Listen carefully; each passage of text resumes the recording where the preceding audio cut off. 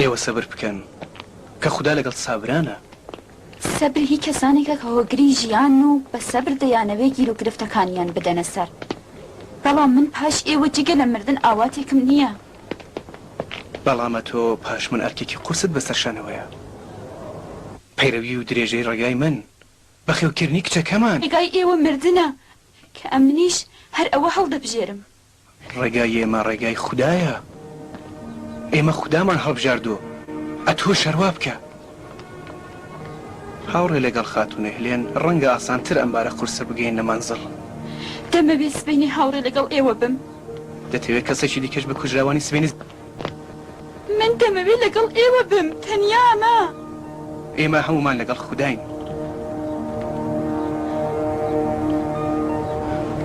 لەگەڵەوەی بی لەگەڵ منی.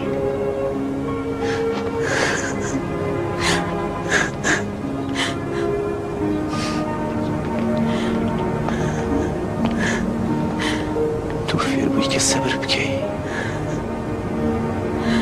چۆن دەتوانم؟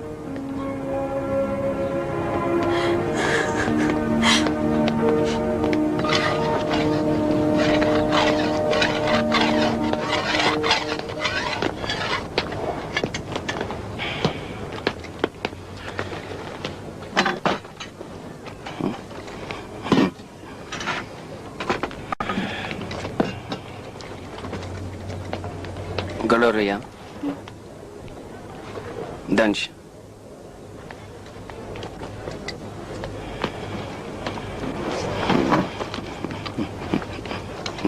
دەمەوێت باش سەیرت بکەم. ڕەنگە پاشەمەیدی دەرفەتی دیداری دووبارەمان نەبێت. مەگەر چی بووە؟ ئەتۆم ئەوەندە خۆشحاڵ نەدی بوو. تا ئێستا هۆ دلیلێکم بۆ خۆشحاڵی نەبووە. بەڵام ئەمشەو شەوێکی ترە. شەوێکێکە بێدەنگی دوایی دێت. شمشێرت بوو چییە؟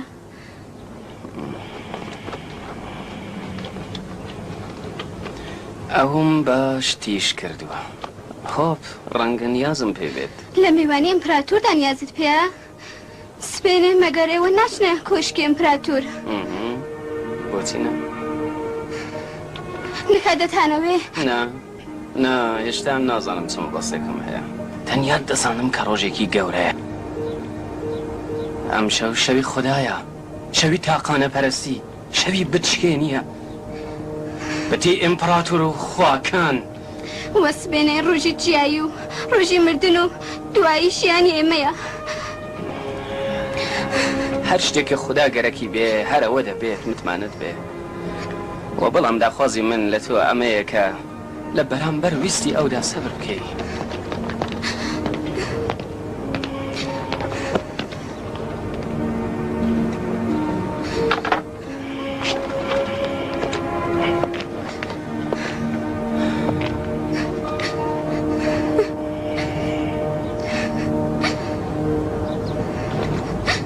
تەمەنی ژیانی هاوبەشمان چەندە کورت بوو.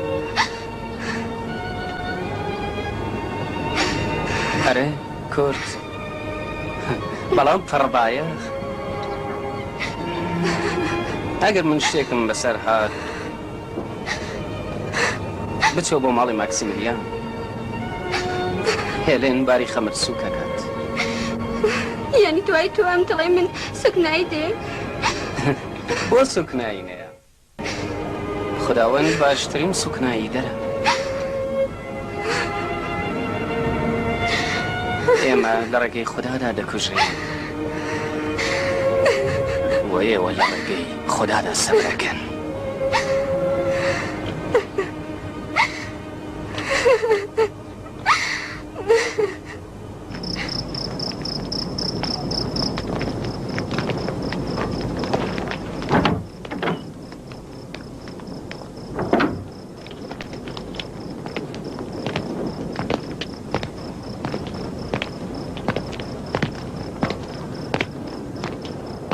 آخرین دەرفەتە. ڕەنگە پاژەمە دەرفەتم نەبێت بە گەڵاڵەکەمدا بچمەوە. دەبێ ئامادە بین وە لە هەلێکی باشدا کارەکە تەواو بکەین. ئێوە وا دەزانن سبەینی ڕۆژێکی باشە بۆ گەیشتن بە ئامانجێکی کە هەمانە. من واز دەکەم کە یارمەتی خوداوەند نزیکە. دەبێ ئەم بارودۆخە بگۆڕین و لە کێوی مقەدەسدا هاوارتان بەرزکەنەوە، چونکە ڕۆژی خوددا نزیکە. یعنی سبەینێ ئێمە دەبێ بۆ خوددا هاوار بکەین؟ ها؟ بە زمانێکی تر دەڕۆینە پێشوازی مەرگەوە. نا، من ژیان هەڵدەبژێرم و لە ئامرازی مردن بۆ خەبات دژی خوداکانی درۆیی وەگەیشتن بە خودای تاقانە کە بگۆردەگرم. بە بڕوای ئێوە ئەو کارەیمە دەتوانێت دوایی بە زۆڵم و زۆر بێنێت؟ ڕەنگ بە بەوەش دوایی نەیەت. لە کاتێکەوە بووین و لە باب و باپیرانی خۆمان بیستووە ئەم زڵمە بووە. بەڵام پرسیار ئەمەیە کە بۆچی ئێمە دەبێ هاوڕێی زۆڵم بین تاکو و خەڵک ئێمە بەچە و سێنەر و ستەمکار بزانن. دروست یان نادروست زۆرێک لە خەڵکی ئەم شارە و زۆرێک لە ئاشنەکانمان لە ڕووم و باقی شوێنەکان ئێمە بە خاوەن بیر و ڕادەزانن. خۆبواردنی ئێمە لە بەندەی ئیمپراتور و ڕەتکردنەوەی خوداکان بێگومان هەمویان دەخاتە فکر و بیرکردنەوە. وا نازانن کە ئێمەش وەگە و مەسیحیانەی کە ئەیسا بە کوڕی خوددا دەناسن بکوژن و کەسێکیش لە بیر و باوەڕی ئێمە ئاگادار نەبێت؟ هەرم مەسیحیانە کە تۆ دەڵێی 1000 جار لە بتپەرستەکان باشترن. من وا بیر ناکەمەوە، بەڵکو دڵنیام کە مردنی ئێمە دەبێتە هۆی پەرەگرتنی ئاینی ئێمە و بۆتی ئیمپەراتۆر دەشکێنێ. وا نازانم لەم دنیا تەنگ و تاریکەدا شتێکی شیرنتر و خۆشتر لە مەرگ هەبێت.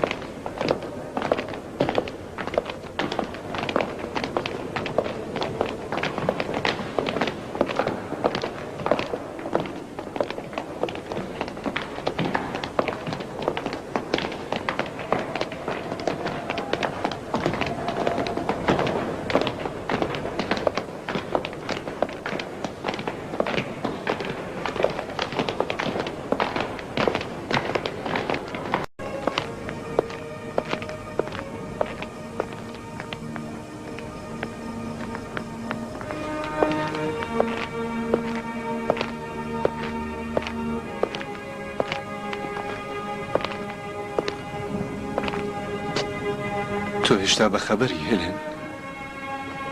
خەوەرم وە تابیری خەونەکانم بە چاو دەبینم.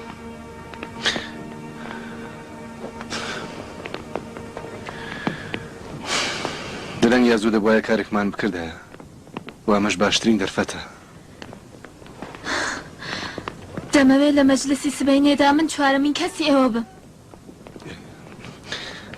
ئەی ئێرکمیت چی؟ خدای ئێرکمیت گەورەیە، بێگومان ئەو دەپارێزێ، بەوی دەستپێرین. ئێوە و خێزانی تەلمیخا و یێوانیست دەبێ خەڵک ئاگادارکەنەوە. من بەباشی نازانم کە لە میوانی سبێنێدا بەشداری بکەن. ئەگەر ئێوەش بکوژرێن ئیدی کێ ڕێگەی ئێمە درێژە پێ بدات؟ من نازانم، تەنیا دەزانم کە دەمەوێت لەگەڵ ئێوە بم. جۆرە قسە دەکەیتەوە دەزانین دنیا گەیشتوتە ئاخری خۆی. بەڵێ دنیای من بەڵێ، من جگە لە ئێوە کەسێکم نییە. ئێوە وا دەزانن کە من دەتوانم تاقەت بێنم. ئەو هێلانەی کە من دەیناسم دەتوانێ، دەزانم کە دەتوانێ، وە دەزانم کە جیابوونەوە بۆ من ئاسانە.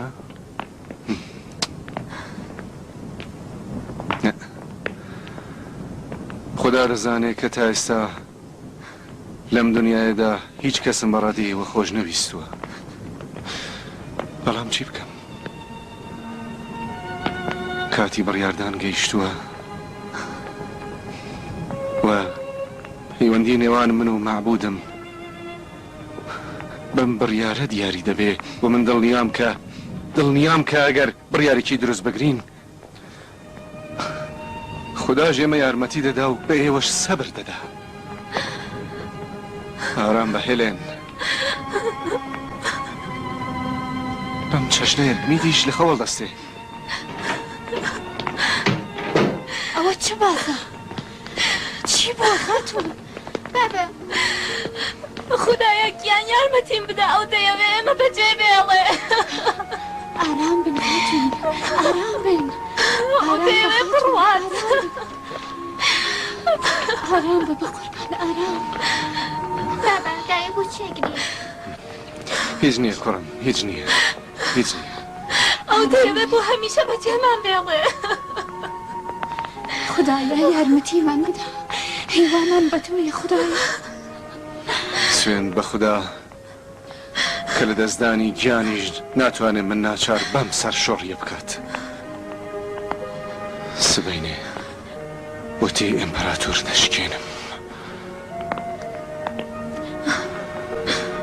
چەندە جوانە قسەکانی گەورەم مەسیح بەندەگەلێکم پەروەردە کرد و ئیقباڵیانم بەرز کردەوە.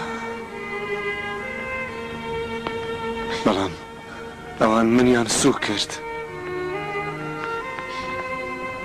کەوایە هەرچی زووتر تۆڵەیان لێ دەکەمەوە لەوانەی کە بڵێن من زیاتر لە ئینسانێکم.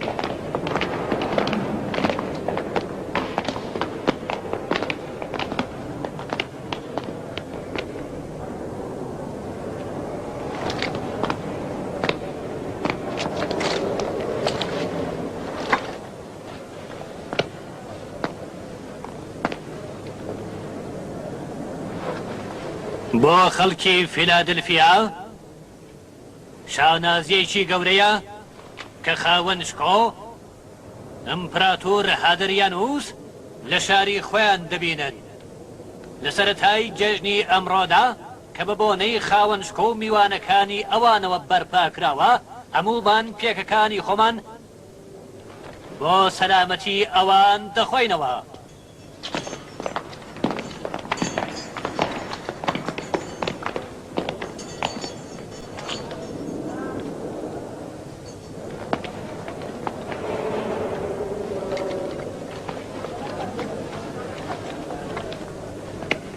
زیاتر لە نیوەیەک لە جیهانی خاوەن شارستانیەتی ئەمڕۆ لە ژێر دەسەڵاتی ئەمپراتۆر هادریانوسە. تەنیا ژوپیتری توانا دەزانێ کە چارەنووسی چەند میلیۆن ئینسان لەم دنیا پانوبەری نەدا لە دەستانی بەهێزی ئەمپراتوری پایە بەرزی ئێمەدایە. ئەگەر نیوەی دیکەی جیهانیش بایەخی هەبوایە بێگومان دەخرایە سەر ئەمپراتوری ڕۆم. ئەمڕۆ لە مەڵبەندی گوڵەوە تا ئاسیای بچووک و لە باکووری ئوروپاوە هەتا ناخی ئەفریقا هەمووی هی ئیمپراتوری گەورەی ڕوومە کە هەموو سەری کۆیلەیی بۆ ئیمپراتوری گەورە و پانوبەرینی خاوەنشکۆ ئادریانوس دادەنوێنن.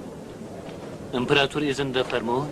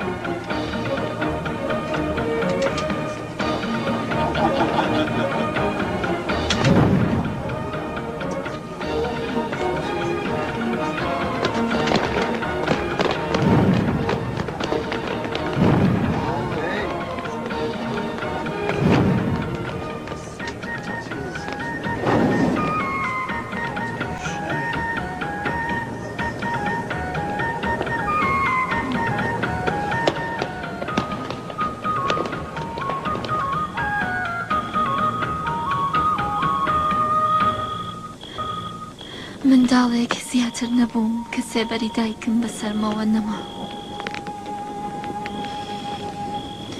بابیشم دەزانی خۆ جگەل لە ڕەنج و کەسەر هیچم دێنەتی، بریا هیچ کات بابم نەبوایە. لەم دنیایەدا تەنیا ماکسیمیلیانم هەیە. لەم سەردەمی تاریکی و تەنیایی و غەریبیەدا ئەوت ناردە یارمەتی من و ڕزگارت کردم. ئەی کە بیستی تۆ لەسەرەوەی تەواوی ویستەکانە، هاوسەرم ماکسیمیلیان لە پەنای خۆتدا بپارێزە کە جگە لەو کەسێکم نییە. هەرچیت بێ هەر ئەوە دەبێ خوددایە، ئەگەر دەتەوێت کە ئەو ببیتەوە بۆ لای خۆت خودای گەورە و وا بکە، بەڵام چاکەیەک بکە و منیش لەگەڵ ئەو ببەوە. من لە تەنیایی ئەم دنیا پڕ لە زوڵم و زۆرەدا تەنیا و بێکەس مەهێڵەوە.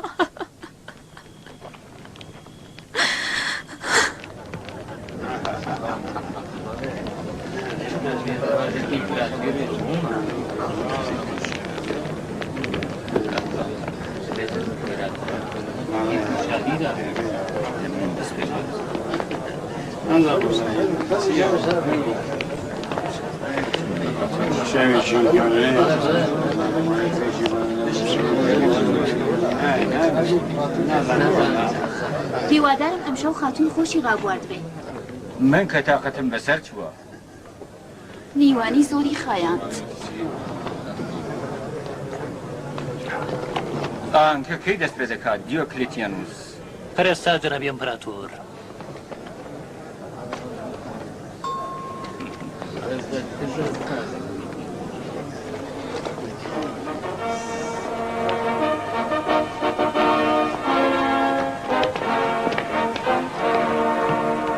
لە خوداکانی گەورە و بچووک سوپاس دەکەین کە ئەم شانازیەی کردە بەشی ئێمە هەتا هاوڕێ لەگەڵ تەواوی پیا و ماقوڵان و گەورەکانی فیلادلفیا لەم کاتە مێژوی و گرنگەدا ئیزنمان پێدراوە کە بتوانین بەندەی و عوبودیەتی خۆمان لە بەرامبەری ئیمپراتۆری گەورە خاوەنشکۆ هادریانوس ڕابگەێنین. دروستە کە تەنیا ئەم شەو شانازی بەشداری لا هەنگی بەندەی بە ئێمە دراوە، بەڵام هەموو کات و لە هەر جێگایەکدا هەروە کە ژۆپێتەر، ئاپۆلۆن، ژانۆس، سێبل، دیانا، هەرکول و باخی خوداکان پەرستش دەکەین، هەر بەو چەشنە ئیمپراتۆر هادریانوس خاوەنشکۆش پەرستش دەکرێت.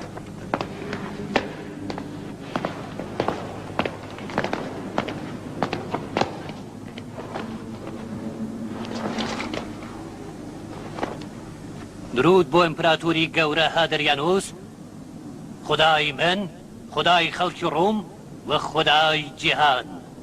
درود بۆ ژۆپێتەر، خدای بەردی توانە، و درود بۆ تەواوی خداوەکان کە کار و باوری جیهان هەڵدەسوڕێنن. درود، درود، درود.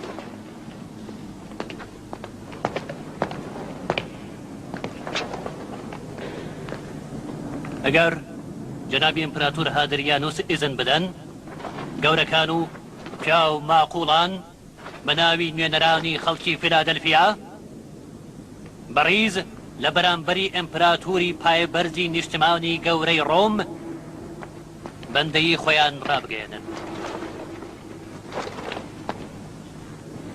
جەنابی فەحسیۆ برۆتۆس، کاهنی گەورەی فیلادلفیا.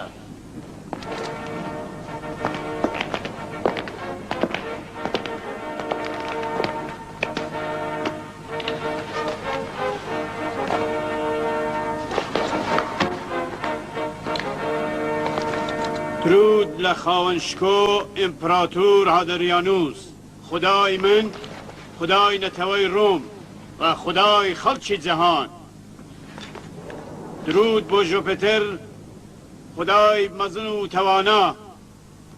درود بۆ تەواوی ئەو خدایانەی کە کاروباری جەهان هەڵدەسوڕێنن. درود، درود، درود.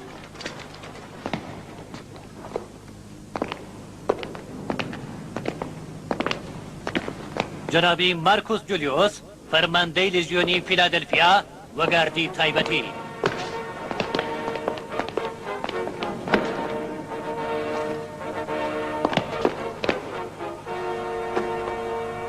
درود بۆ خاوەنشکۆ ئیمپراتۆر هادریانوس، خدای من، خدای خەڵکی ڕۆم، خدای خەڵکی جیهان. درود لە ژوپیتەر، خدای بەرز و توانا، و درود لە تەواوی خوداکان کە کاروباری جیهان هەڵدەسوڕێن. درود، درود، درود.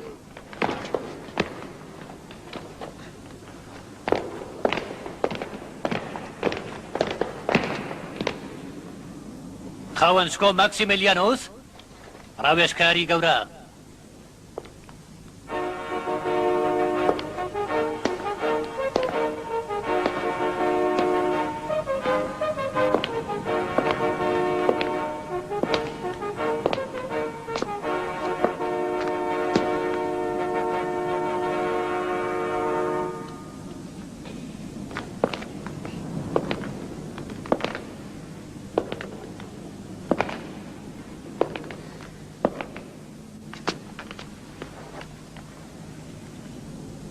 هیچ خدایەک جگە لە خۆڵخێنەری ئاسمان و زەوی لەم جەهانە گەورەدا نییە.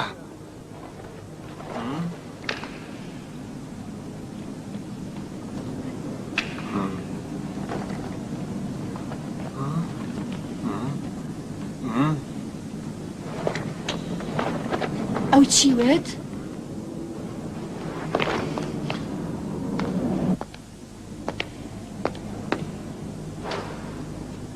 هیچ خدایەک جگە لە خۆڵخێنەری ئاسمان و زەوی لەم جەهانەدا نییە.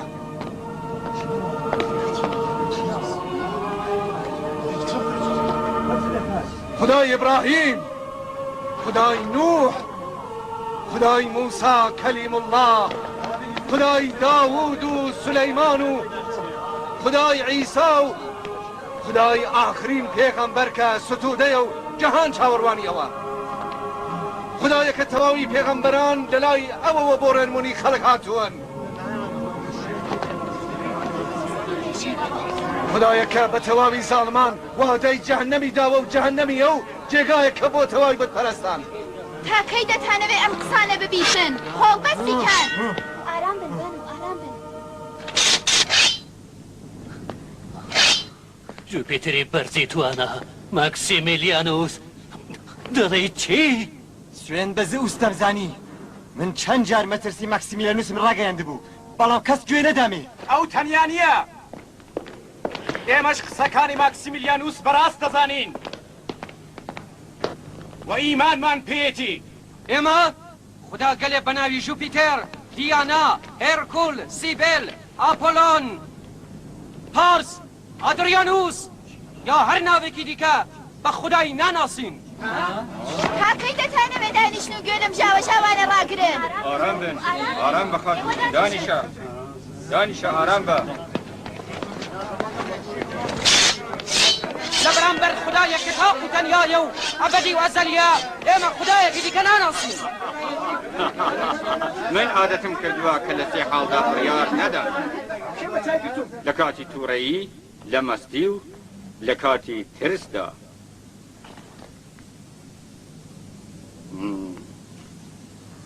دیۆکلیتیانوس تۆ ناتوێ بڕۆیە ڕیزی ئەوانەوە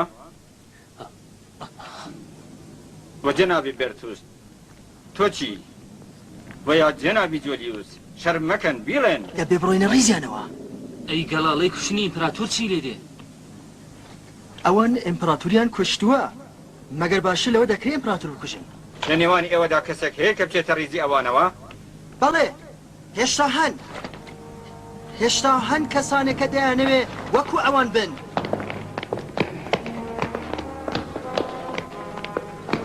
هەرچێک کە برایانی ئێمەوتیان ئێمەش قبوڵی دەکەین ئیمپراتۆریش وەکو ئێمە ئینسانێکە نەزیاتر مەگەر عەقڵ ئێوە دەڵێکە ئینسانێکی وەکو خۆمان بە خودای خۆمان بزانین یا پەیکەرەکانی زێر و زێو و بەرد و ئاسن بپەرستین خدای ئێمە نە شەریکێکی هەیە و ناولادێ و بۆ هەڵسوڕاندنی کاروباری عالەم نیازی بە کەسێک نییە ئەوانە خوداکان توورە دەکەن ئەوانە کافر بوون حکمیوانە لە لای من لە داردانە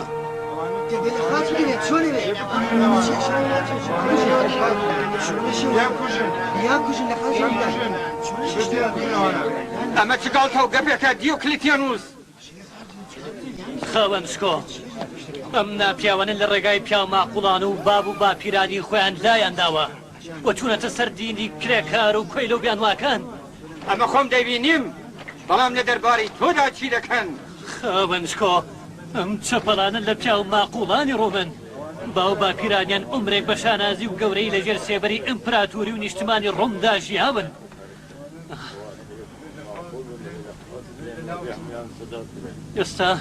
ئێستا خۆتە نەزانن خاوەنشکۆ من نازانم بۆ شێت بوون شێت ئێوان شێت ئەوانن کە لە چێ و لە ئاسن لە شێوەی خۆیان خوددا ساز دەکەن و دایان پەرستن شێتێوەن کە بەجێگەی ئەوە خوددا بە خوڵقێنەری خۆتان بزانن خۆتان خوددا دەخوڵقێنن و ئەو دەپەرستن ئێستا ئێوە بڵێن شێت کێیە ئێوە چونکە خەریکی پەرستنی خوددایەکەن کە نازانن چ شێوێکی هەیە تا پەیکەرەی بۆ سازکەن گزنێفۆن دەیکوت ئەگەر ئەسپەکان و شێرەکان و گاکان دەستان هەبایە و توانی بایان نەقاشی بکێشن بەڕاستی خوداکانیان هەر لەسەر شێوازی خۆیان دەکێشە ئەوەندە گەوجی کەسانێکی وەکتویان دیوە جەنابی بروتوس مەگەر گەوجانەتر لەم قسەیە هەیە کە دەڵێن ژوپیتێر لەم جیهانەدا هەیە و ئاپۆلۆنیش کوڕیەوە مەگەر زاڵمتر لە ئێوە کەسێ هەیە کە ئەم هەموو قسە هەڵیت و پەلیتانە بۆ خەڵکی بەسەزمان دەکەن جەنابی ئیمپراتۆر ئێوە دەڵێن کە خوداییکردن بەسەر خەڵکدا دراوە بە ئێوە ئایا دەتوانن خۆتان لە خواردن و خەوتن بێنیاز بکەن یا لە مردنی خۆتان بەرگری بکەن ئیدی بەسە تۆڵ بەستیان کەن بیان کوژن ئەوان دەبێ بسووتێنن لە تەنیا دەبێت قۆڵ بەستیان کەن بەڵکو ئەوان نابێت سەل و ئاسمان بمرن من ئەوانم بە زیندویی دەوێ مردن بۆ ئەوان کەمە دەبێ بەڵایکی زۆر بەسەر ئەوان بێنم خاوەنشکۆ خاوەن شکۆ من ناچارێن دەکەم کە تۆبە بکەن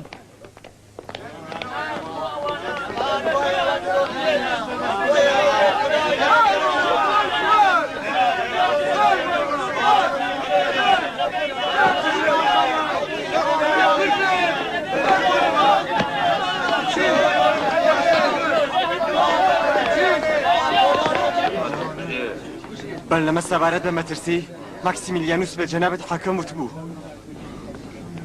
زارت ببەستە زارت ببەستە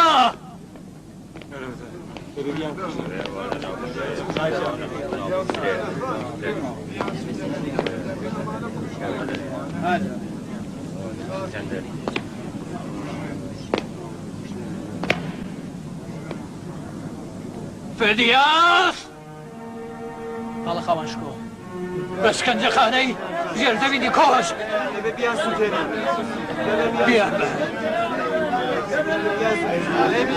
ئێمە لە شکەنجەکران ناترسین هەنا بۆ خوددا دەبین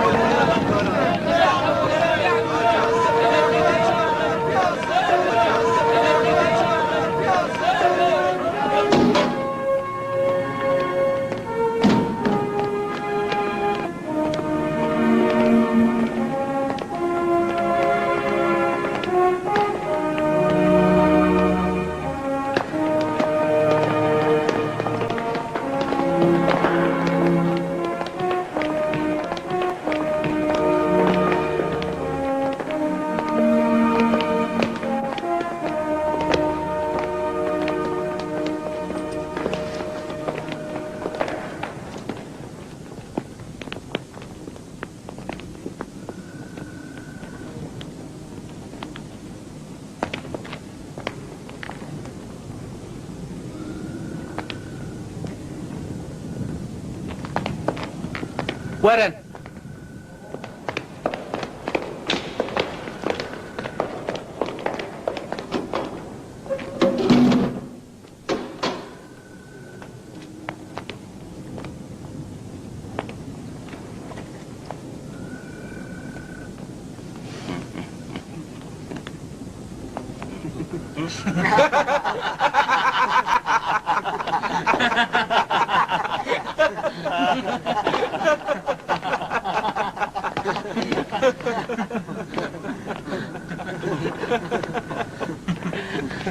کەوا بۆ ئێوەش بەڵێ ئێمەش ئێمە لە جنابی ماکسیمیلیان دوودڵ بووین بەڵام لێوە دوو کەس نا چ ڕووداوێکی باشە نازانم خۆشحاڵ بم یا دەبێ خۆشحاڵ بیت هەم دۆستانێکی باش وەکو ئێوەمان دیوتەوە هەم سەردەمی ئیمانی نەهێنی دوایی هەتووە